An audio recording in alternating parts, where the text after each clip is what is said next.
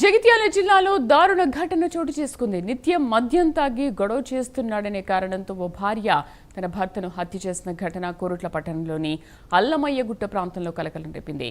నిద్రిస్తున్న భర్తపై రోకలి బండతో దాడి చేయడంతో అతడు అక్కడికక్కడే మృతి చెందాడు. సమాచారం అందుకున్న పోలీసులు నిందితురాలు అదుపులోకి తీసుకుని కేసు నమోదు చేసి దర్యాప్తు చేపట్టారు.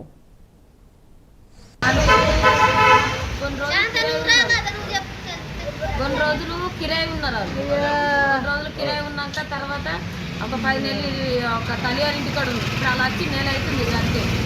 అప్పుడు కిరాయి ఉన్నట్లల్లో అలా భర్తకు భార్యకు ఏం లేదో మాకు తెలియదు. ఒకసారి అలా అభిలాన్ని ఖాళీలో కొట్టింది. ఖాళీలో కొట్టే వరకు అంటే ఆమెనే చేసిందో చేయలేదో సెట్ అయిపోయింది కాదు.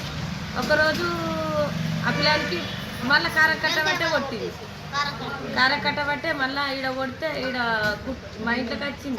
వచ్చే వరకు అంటే వచ్చి మా ఇంట్లోకి వచ్చింది. మంచిగా ఉన్నారు భార్య భర్తలు. ఇప్పుడు ఆల్రెడీ 20 రోజులు అవుతుంది వేసి. 20 రోజులకు మేము పోషాల కాడికి వెళ్ళాం. నిన్నటి కాడికి అయితే పోషాల కాడికి పోయి వచ్చినాము. అప్పటికి భర్త లేడు, భార్య లేదు, ఇద్దరు లేరు. మా ఇంటి ముంగట అది ఇల్లు ఇట్లా, నా ఇల్లు ఇట్లా ఒకటే ఇల్లు. వాళ్ళు లేరు కదా అని మేము పోషాల కాడికి పోయి వచ్చి అది మేము